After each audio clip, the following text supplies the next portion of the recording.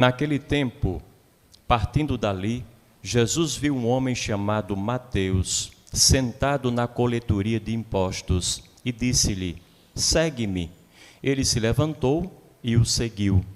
Enquanto Jesus estava à mesa na casa de Mateus, vieram muitos cobradores de impostos e pecadores e sentaram-se à mesa com ele e seus discípulos.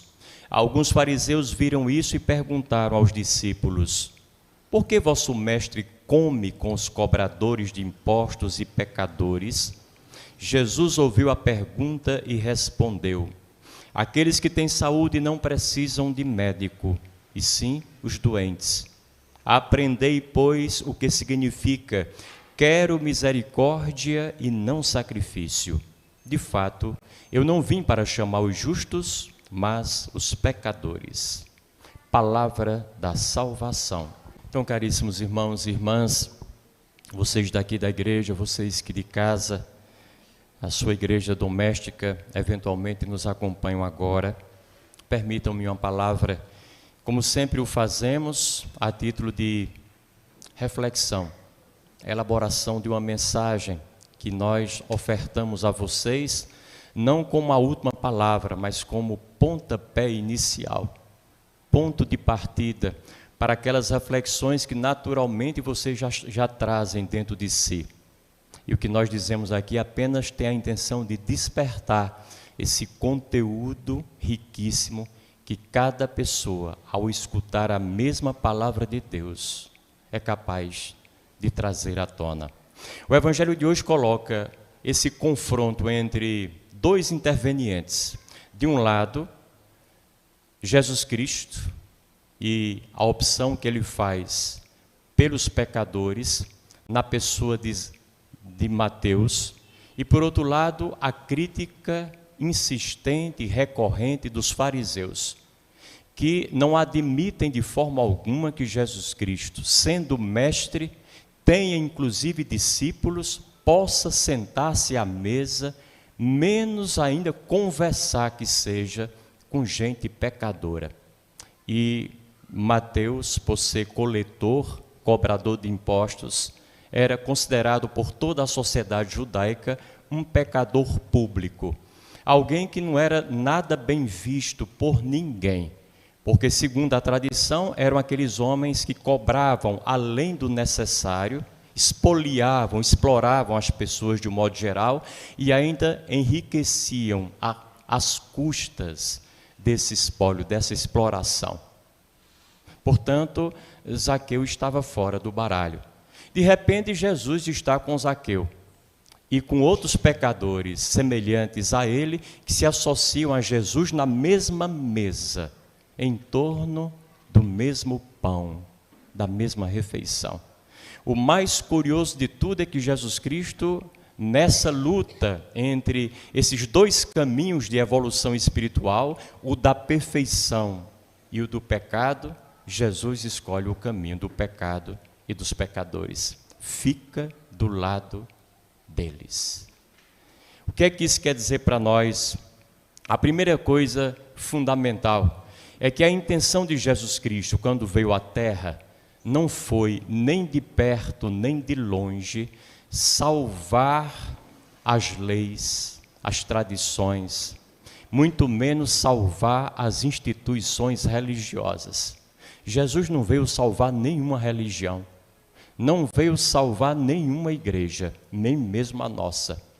O que Jesus Cristo veio salvar foram pessoas, seres humanos. Estejam eles ou elas onde estiverem, Jesus Cristo está no encalço delas, está ao pé delas, está todo o tempo desejoso de trazê-las para junto de si, para o caminho melhor, o mais feliz, o que melhor viabiliza o seu projeto de salvação, que é o projeto do próprio Deus. Então aqui está a razão dessa diferença fundamental entre a autoridade de Jesus e a autoridade dos mestres dos fariseus. É que Jesus se interessa pelas pessoas e não pelas etiquetas. Os fariseus se interessam pelas etiquetas. por tudo aquilo que aparece, por tudo aquilo que se deixa visibilizar, por aquilo que as aparências acabam por confirmar em termos de verdade, que no fundo é uma mentira, é uma verdade esvaziada, que não serve para nada. Então, diante desses dois caminhos, o que é que a gente pode aprender? Quais são os erros dos fariseus quando criticam Jesus e seus discípulos ao lado dos pecadores que nós poderíamos evitar? Primeiro grande erro: criticar, julgar e condenar os outros, ignorando e fugindo do que se passa conosco. Todas as vezes que uma pessoa critica exageradamente outras pessoas, no fundo, essa crítica é feita a ela própria. Diz um ditado popular, como bem sabemos, que quando a gente aponta o dedo para alguém, pelo menos tem 3 dedos apontando para nós. E 3 é sempre maior que 1. Então, às vezes, eu utilizo aquilo que na psicologia se chama de mecanismo de transferência e projeção. Eu não aceito os meus pecados, não reconheço os meus erros e as minhas falhas, porém eu os tenho e por não reconhecê-los, eu os aplico à primeira pessoa que aparece à minha frente. E eu vou vendo todo mundo errado, porque eu sou incapaz de ver erros em mim. Esse mecanismo é mais comum e corriqueiro do que nós imaginamos. Quando a gente faz isso, a gente faz uma coisa ou duas que são muito ruins. Primeiro, nós nos tornamos muito exigentes com as pessoas. Você é do tipo que é exigente demasiado com as pessoas, cobra demais das pessoas, está sempre pedindo, reclamando e querendo que as pessoas atinjam um patamar que elas, por mais que desejem e se esforcem, não conseguem alcançar ou não? Essa é uma pergunta boa, porque às vezes nós somos desses. Na nossa própria casa, queremos corrigir todo mundo a partir do nosso crivo, do nosso critério, do que nós imaginamos e acreditamos que seja o ideal de ser humano. Não conseguimos obter êxito, mas nem por isso deixamos de procurar, de o fazer. E repetidas vezes, às vezes nós somos insensíveis, cruéis, impiedosos, sem compaixão nenhuma para com as pessoas. Queremos sempre estar certos e com a razão do nosso lado. Nunca passamos a razão para o lado de ninguém. Na nossa relação com os outros, houve algum erro, o problema não foi meu, é dele, é dela e daquele outro. Nunca o problema é nosso. Quando uma pessoa é tão perfeita desse jeito, pode desconfiar que está escondendo muita podridão. Quando a perfeição é tão perfeita que a gente não consegue encontrar nenhuma brecha para poder entrar e ver os defeitos, é porque as dificuldades daquela pessoa são imensas. Quando eu encontro uma pessoa que é moralista ao extremo, pode esperar que por trás desse moralismo exacerbado há muita imoralidade escondida. Todos os excessos denunciam uma falta de equilíbrio, de humildade, de capacidade de nos acolher como nós somos, sem igual. E é preciso que nós tenhamos os olhos abertos para essa realidade, porque às vezes isso acontece conosco.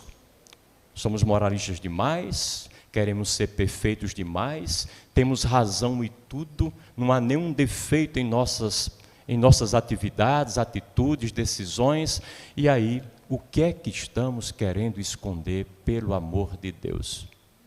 Porque alguma coisa haverá. Segundo erro dos fariseus, é que eles se colocam acima do bem e do mal. Eles se apoiam numa visão idealista, fantasiosa, fictícia, que não bate com a realidade do jeito que ela é. Eles fogem da sua própria realidade. Ora, todo ser humano é passível de pecar e efetivamente peca, ainda que não deseje, ainda que faça tudo para não pecar, mas não consegue. Faz parte da natureza, independe do nosso querer e do nosso controle. Faz parte desse barro de que nós fomos feitos. É um barro frágil. E se ele leva uma pancada e sofre algum impacto, ele racha, ele quebra, ele se fragmenta, ele se parte. E às vezes são tantos pedaços que temos dificuldade de reaver a sua condição original. Essa é a nossa vida. Então, quem diz, com todas as letras, que é incapaz de enganar, de trair, de mentir, de magoar, de ferir, é porque ainda não se encontrou com a sua verdade. Ainda não se conhece minimamente. Porque quando a gente se conhece, antes de atirar pedras em quem quer que seja, por maior e mais explícito que seja o seu erro, nós pensamos 1000 vezes. Porque sabemos que também o nosso telhado é de vidro ou de barro. Quando a gente se sabe pecador, a gente é mais humilde, é mais solidário, é mais compassivo, é mais compreensivo na relação com todas as pessoas e com todos os pecados que essas pessoas eventualmente trazem consigo. É preciso que a gente se olhe. Então aqui há a necessidade da gente ter uma autoconsciência, uma autocompreensão, para não falar de autoconhecimento, que é uma palavra extremamente desgastada. Mas precisamos conhecer cada vez mais e melhor a nós próprios. Então a questão da gente não é errar ou deixar de errar. Todos erramos. Não é pecar ou não pecar. Todos pecamos. E aqui eu me lembro de um monge que dizia assim: olhe, a gente deve desistir dessa mania de não querer pecar nem cometer erros. Agora, uma coisa a gente pode fazer, é aprender a errar do jeito certo. Porque, em geral, a gente só erra do jeito errado. E ninguém entendeu nada do que ele disse. E ele explicou. Como é que a gente erra do jeito errado? É quando a gente erra sem consciência, sem atenção, totalmente ausente daquele nosso momento. Então a gente vai atropelando e sendo atropelado, vai recorrentemente cometendo os mesmos erros e equívocos e nunca se corrige, nem pede desculpas, nem se dá conta do que fez de mal, porque está desatento. Agora, errar do jeito certo é errar com atenção, totalmente presente no erro que a gente comete. E aí, no tempo certo, eu errei e já peço desculpas. Pelo amor de Deus, eu não vi. Me perdoe, me desculpe. A gente pode fazer as correções que forem passíveis de serem feitas no tempo certo. Então, aprender a errar do jeito certo é, de fato, uma dádiva que nos é dada a alcançar. Nossa vida, ninguém se iluda, é um erro atrás do outro. Um erro atrás do outro. É uma carrada de erros. Quando a gente se livra do erro de ontem, já fique atento porque tem os erros de hoje. E quando a gente fica muito vaidoso e orgulhoso porque superou os de hoje, pode ficar tranquilo que tem os de amanhã. E ainda tem a noite todinha até lá, para você continuar errando. Nunca nos fiemos na nossa capacidade de ultrapassar erros, achando que é uma coisa que acontece de uma vez por todas e nunca mais nós erraremos. Estamos agora fortalecidos. Do ponto de vista da sustentação, estamos bem erguidos. Aqueles que estão mais de pé é que devem ter mais cuidado. São Paulo já dizia: quem estiver de pé, tenha cuidado para não cair. A coisa mais fácil é alguém que está de pé cair. Eu sempre me lembro de uma senhora velhinha que eu fui visitar. Ela disse: padre, essa semana já caí 3 vezes. Eu até disse: foi uma promessa? E eu disse: como é que a senhora caiu? Ela disse: eu sei lá, eu estava em pé, de repente estava no chão. As nossas quedas são assim, abruptas, repentinas. Nós nem sabemos o que é que nos levou a cair. Então, não confiemos, estejamos sempre atentos, sempre em estado de alerta, sempre diligentemente presentes no momento em que estamos vivendo. Mas se nossa vida é um erro atrás do outro, nossa vida também é uma oportunidade atrás da outra. Porque os erros não existem por acaso. Os erros não existem para infernizar a nossa vida, atrapalhar a nossa caminhada, colocar areia nos nossos planos benéficos e maravilhosos. Os erros existem como um instrumento, um mecanismo, um canal, uma ferramenta na qual devemos pegar, aprender a sua lição e crescer, e evoluir, e amadurecer. Depois de cada erro, uma vez a sua lição sendo captada, digerida, trabalhada por nós, nós não seremos mais os mesmos. Somos muito melhores, muito mais fortes, muito mais capazes. Então, todo erro tem uma função, qual seja ensinar-nos algo. Então, quando aparecer algum erro, nós estivermos diante de um erro e já o cometemos, devemos, ao invés de lamentar e lamuriar e dizer, mas por que eu fui fazer isso de novo? Perguntemos, o que é que esse erro, mais uma vez acontecendo na minha vida, quer ensinar-me que eu ainda até agora não aprendi, pelo amor de Deus, com todos os outros que eu já cometi. Na hora que a gente muda a pergunta, automaticamente se obtém uma nova resposta. Porque quando a gente faz a pergunta certa, não tem por onde não ter uma resposta certa. O grande problema é que a nossa vida é cheia de perguntas erradas. E as respostas são sempre erradas, incongruentes, incoerentes, contraditórias. Nunca preenchem os nossos requisitos e as nossas buscas. Então é preciso fazer a pergunta certa. Nesse sentido, aliás, a gente pode dizer que os pecados não são um impedimento à nossa santidade.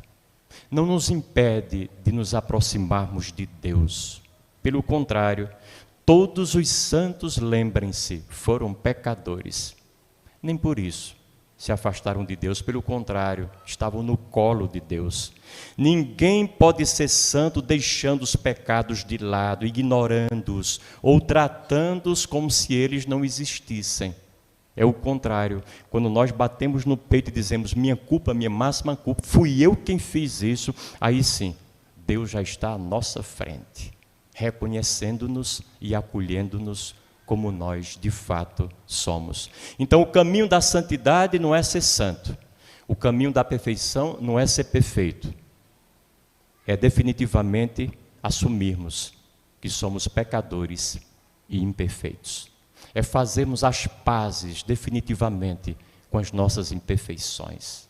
Quando a gente reconhece que é imperfeito e faz as pazes com essas imperfeições, continuamos muito próximos dos ideais do Evangelho. Dizia então um amigo que nós não somos obrigados a ser bons, apenas Deus quer que nós prestemos atenção à nossa ruindade. Só isso, já é um bom começo. Saiba qual é a sua ruindade, quais são os seus pontos fracos, onde é que está o seu calcanhar de Aquiles. Procure olhar para eles, prestar atenção neles, não afugentá-los de você, não se distanciar, muito menos rejeitá-los ou ignorá-los. E assim você terá tudo e mais alguma coisa para ultrapassá-los, aprendendo as lições que eles vão deixando. Então a nossa perfeição, na verdade, é reconhecer a nossa imperfeição. Deus nunca vai pedir que a gente seja perfeito ou santo. Vai pedir que a gente seja honesto, seja sincero. O sincero é aquele que quando faz uma coisa boa, todo mundo elogia e você pode até dizer, fui eu mesmo, muito obrigado, fui eu quem fiz isso. Mas quando você faz uma coisa menos boa, que não presta para nada, daquelas que você não tem a menor vontade de se aproximar dela e reconhecer como sua, você também seja capaz de dizer, está vendo isso aí que não presta para nada? Fui eu que fiz também. O sincero é sincero para os dois lados, para o positivo e para o negativo. Assumir-nos como somos.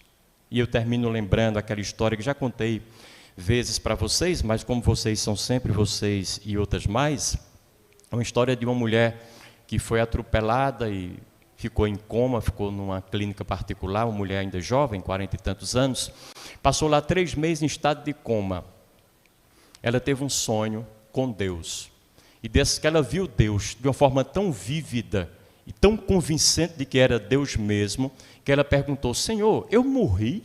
Porque a gente tem aquela ideia de que só vê Deus quando morre. Ela diz: eu morri, Senhor. Ele disse: não, aqui pelos meus cálculos, você ainda vai viver 33 anos e 3 meses. Ela acordou e também despertou do coma. Então ela achou que aquilo de fato era Deus falando para ela.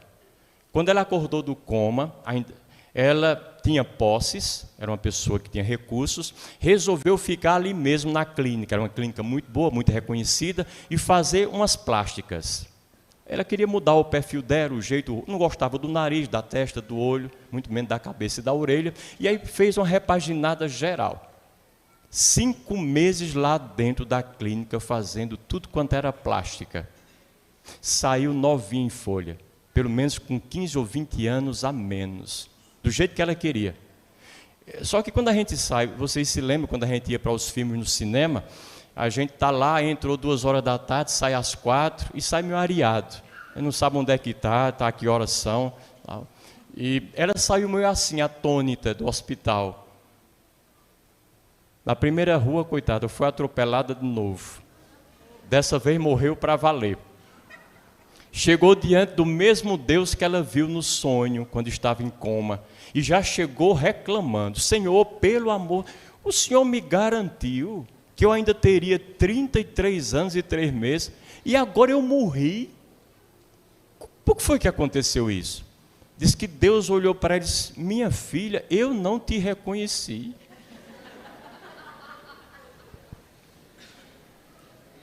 Não é a nossa feiura que nos afasta de Deus, mas é a nossa falsa beleza.